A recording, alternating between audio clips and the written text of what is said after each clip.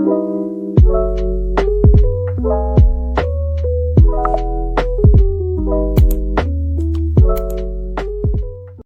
morning, everyone. It's now saying, "Ma'am, probably Julian and I from Jelly. Ma'am, see, box a which empty in a hole, ma'am, I was say, Luzano in a lawyer, I cocos sitting and the little epoch, school to Sakataba Lebanina, other ma'am, kitchen door in a hole, box, ma'am, Puji, a jack is in Tongomaga, the Gidi, the next school to do nearby.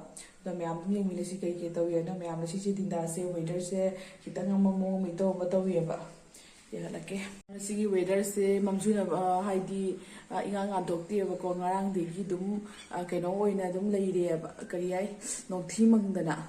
Although ma'am, doing Milisi, no Timang, Basically, the CC in a tongue doing young say, Sissini. This is Saulai, say, Makuko, Saulai, never fighting in the Tambaneva.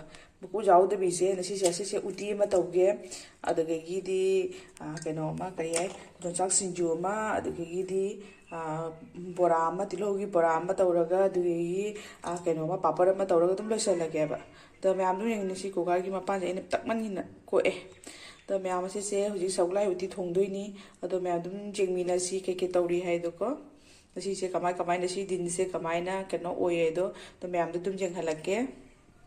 Ma'am, a cake upon a tower of a digum say, he done hake. Ma'am says a cake upon a tower of a digum, no never jam of a ticket out there. I ain't later, but dog.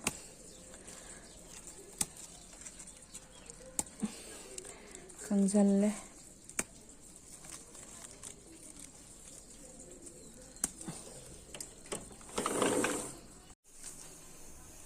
Ma'am, I get off the room, you look for those, you got lady. Adugagi ma'am, I siga white target lay, sigana sack target lay bako. Ma'am, so sign young target lay, ado ma'am, young halake, which a jenum selatri. I was jenum selate, Jumi Matakta Karusi, and Eminasi. Jumatakta Karusi.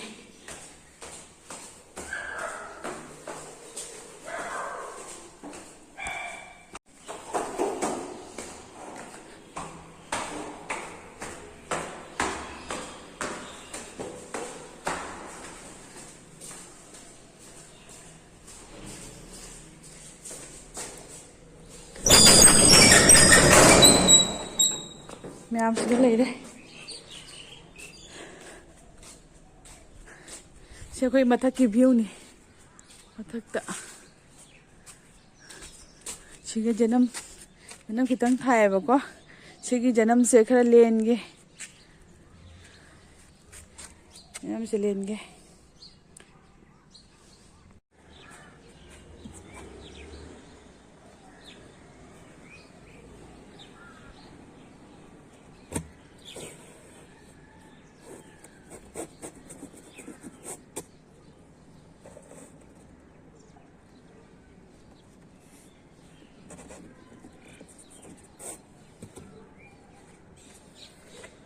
Em trên năm thì em phải giờ đi vậy nó chỉ tăng ta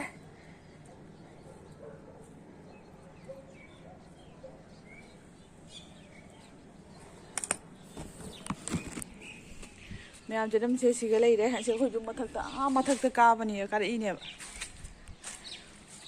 cái view sẽ phải giờ đây à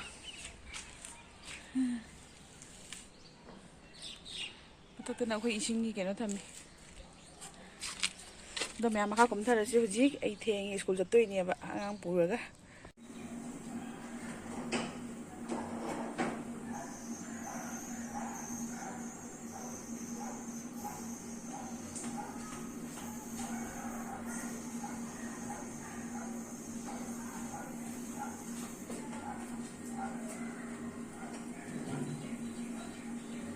Ma'am, she did a say Bora Gecko, Sina Bora, you in again. I looked at the kitten lawyer, the my Shinjuma Torani, Boramo, and Papa Torani, Ma'am Dum Ucherake, when Jaragana, Chabus Ucherake, the school to Januraga, Halaga Sado in Jam with the Hijara in one Tandadi, Tonga than Tanambineva, Tabitan to Masu Tapusa to Nina, Masana, Sakir Sakarani. I ang the new halaga to this year. The man being Minasi, Kadikita Maika Maito, we had the Nasi blocks.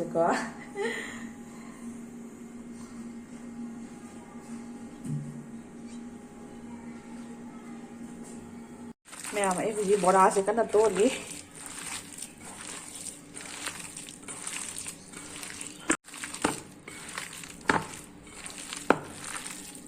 Ma'am हाउद्रा अदुम हाइरउसे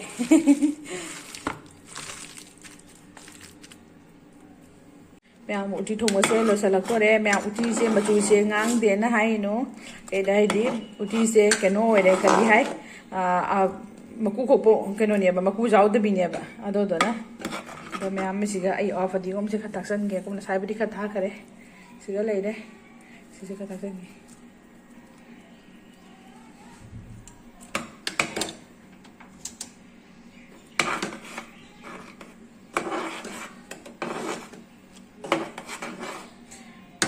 सुमाइनो इसले सिगना जोंगचांग मेटपदा लइरे सिगा जोंगचांग मेटपा लइरे आइना मोरोक से काहलागा फजत का तो मेटपनिएबा अदि असिगना आई करि है बोरा लोइबदो सिगा लइरे ma'am दुम कोरेन क्या तौरगा दुम जेंगहलागेबको ए थमगे यदि उटी से लोइसले म्याम अदो हजी nga लेरगा स्कूल की अंगांग से हगोत्रिएबा हगोलगा स्कूल की चप्पै मु तौरनी हजी चाइनांग थोंबसे लोइसले दो इनुपागी माइदी बोरा की हौरगा खोलगा तौबिना पिजबिना मनिएबा अदगी हजी ऐसे बाथरूम द फी खर सुबा लई अदो फी सुबा सिंगदो दो फौदोमगे द म्याम दुम येमिनसिको फी सुबा सिंगसे लइरे से फौदोगे से सुदो थम्बा ngатaniएबने दो हजी फौदोगे फी सुनो लोइबदो हजी सिगा Faure इचागी चनपागी fee ngатani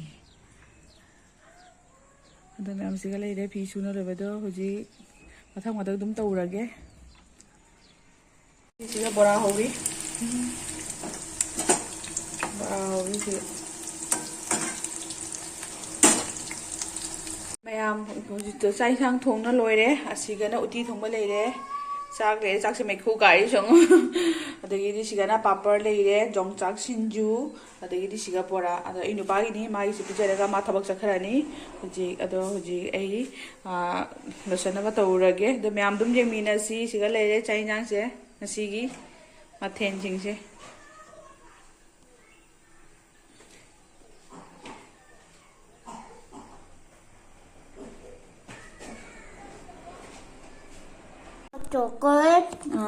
chocolate papa boa ai chari Lugay I knew turkey breakfast day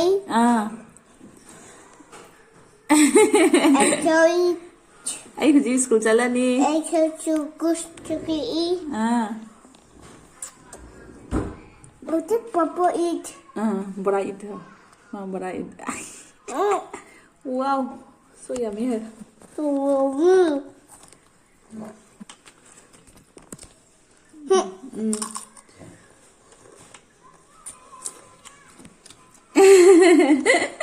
Tango पर इचनाव सिंह मैम आई हुजिंदे स्कूल की थोके तौरे ए लोसन लोरे अदो सेटर सिलिसन गे नसाइदी एकतदी इंगदब दुमाइन तौई होजिंग नो इंगले अदो मैम कतौगे स्कूल थोके तौई चनपागा अदो आ चलगा कमाई तौई एगी तौई हदो अदो दुम येमिनसी को अदो नसीगी ब्लॉग से दुम नुगाइबनी है तपि दुम येमिनसी को एगी तौई अदो मथंग को येमिनसी हुजी अदो हुजी स्कूल की दे थोनी है बको आंगांग से लोसन लोइरे हुजी आइसो लोसन रेडी होइन लोइरे अदो थोगे तो मैं अब हुजी स्कूल द बगी तो दे चला होइनी से अदो मैं ऑटो मनुंग गनी हुजी से चली से दास दी बना लोइ मनुंग द साइ का तो ले दे बड़ी समा थोगा गाई से तोंग नदी इंगे और से ma'am the hi the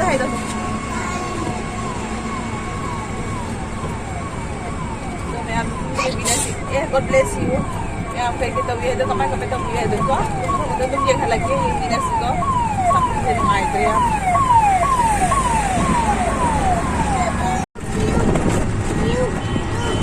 Yang ito yung minas ko. Diyan pa ito yung. May ako sa school lagi thokle hujing chef ako ini. Tanik sa sali ni kainay ni tanik sa sali sila ay maligi yaw bodo. ꯀꯩꯊꯦꯜꯗꯒꯤ ꯂꯥꯛꯑꯃꯨꯛ ꯌꯥꯎꯋꯦꯅ ꯍꯥꯏꯕꯗꯣ ꯑꯗꯨꯗꯒꯤꯅꯦ ꯃꯥꯟꯂꯤꯒꯤ ꯄꯤꯕꯒꯤꯗꯣ ꯑꯗꯨꯗꯨꯅ ꯁꯤꯁꯦ ꯄꯤꯕ ꯆꯠꯂꯤꯕ ꯑꯗꯣ ꯃꯌꯥꯝ ꯑꯗꯨꯝ ꯌꯦꯡꯃꯤꯟꯅꯁꯤ तनिष्का छैन उयो उखालो थियो इमानबीꯁꯤꯅ ꯆꯠꯅꯤꯡꯉꯦ ꯃꯥꯁꯨ ꯃꯥꯏꯁꯨ ꯄꯤꯗꯣꯏꯕ ꯑꯗꯨꯒ ꯑꯃꯨꯛ ꯍꯧꯔꯦ ꯃꯣꯏ ꯆꯠꯂꯤ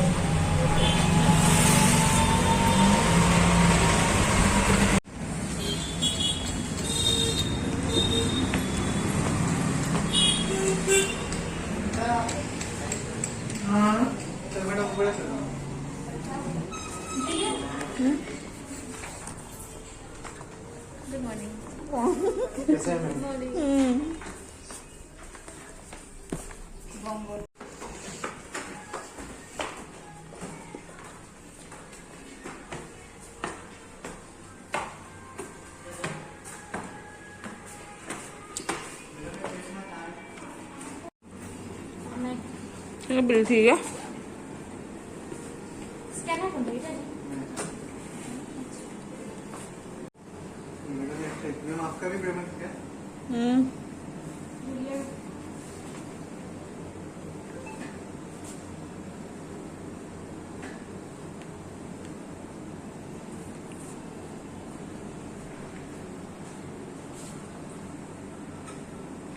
mẹ em tàu đấy chị có lấy đấy ở đây rồi nè ấy bây giờ thì một tí nữa rồi đấy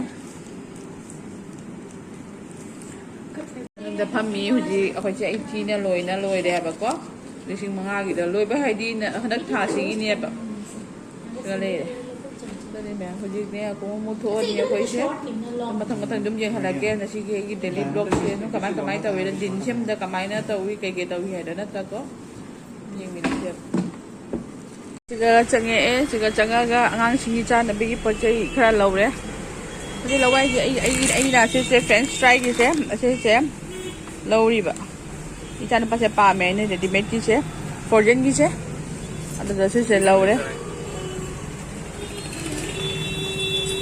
se pochai pro mu suna lai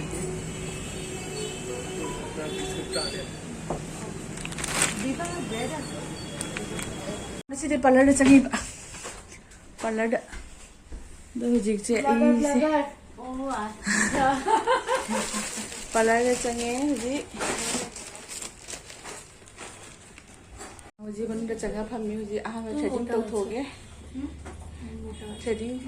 threading tau thoge adu loraga dudegi di first को si na si toge na si ko mane ami ni na si मैले अब मोटा kamai tau da nai ki chu ki na ha be hujik badi ga tau de आगो फलो लाग्छ hujik to ise du yeng ni na si ko देखिनी ना দেখা হবে না মানে ফলসটা করে তারপর গোল্ডেনটা লাগিয়ে দাও bara ka de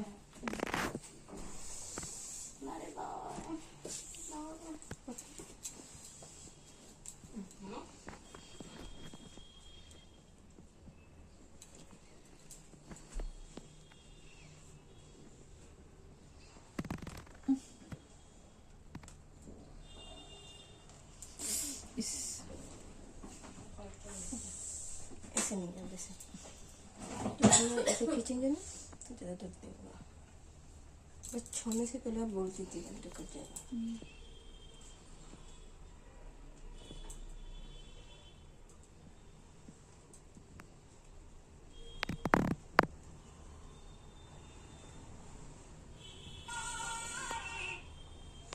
मैं parlor de gi thokle ai mana hot ka ni thong do hilak ta de na se dum mamai se kana da de mamai se clean up tawraga di threading tawraga dum la e ba ne do me ni school lo mu chali mi mina si ke gi tawye to ko me ko school de gi halai icha no pa se sauri mai ko kala le bi te anga thago phatte chali do hi Bố school lấy cái lấy sao đi xem ta thấy tao thôi nè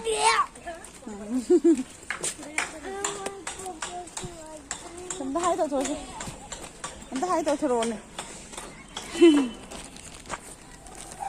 Cô dùng dầu đây cha nó phải sẽ sao đi mai giờ chọc lấy bi đặc tiền là dùng đó sao chứ dùng mà sao kia dùng sao đi chứ Chen người đấy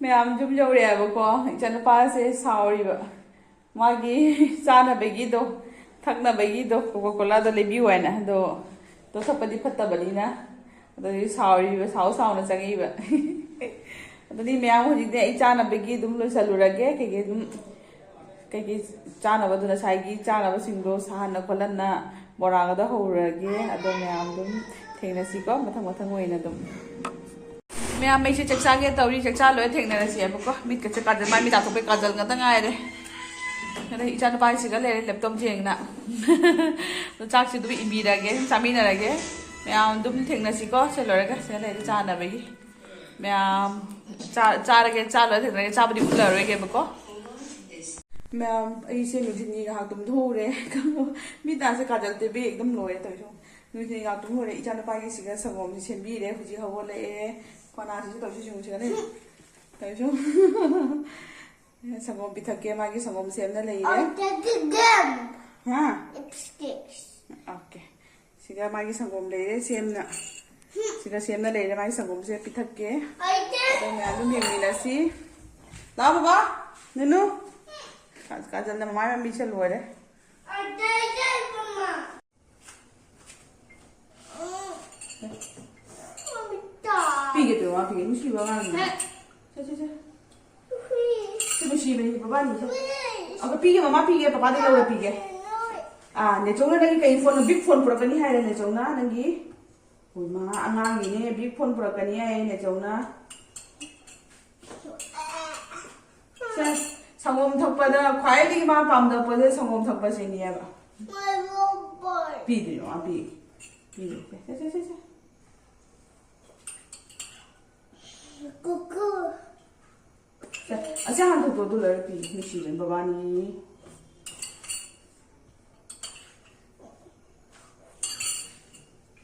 याम संगोम थक लोरे थिंगनासी सिंग ma'am ना साइगी केनो दो के आइना foreign की केनो लेरे पदो तो इसो नी चाना पासना अदो दोगी आइना ना से फ्रेंच फ्राई तो बीगे इचाना पास चागी आई दिगी ऑमलेट छु चागी आई तो इसो ऑमलेट मा हौरे म्याम तो हौरगा यु लगे से पैकिंग से लेरे से सुगाइरगा तोगे जबी खाबे पिओ तो बो होले माइ से ngोबी दिए ना Mommy. अदो हापनु मन बरे माना रे बाबा मथंगी द नेक्स्ट टाइम द हापु kita ya aku. इचा नुपा गईगा फ्रेंच फ्राई ngोबी Wait. Sila ito. 1, ah 2. Look at guys. Oh, wait. Wait. Ah. I do the below yet. kari loy re Finish. finish loy dore Sila ise ngori tauri Come on, do it. Come on. sila hai myam da hai do This one for price, sorry. ah You look for price. Oh, yeah. You don't have price. No. There. tomato There. ase na tawai se khabe sin tawai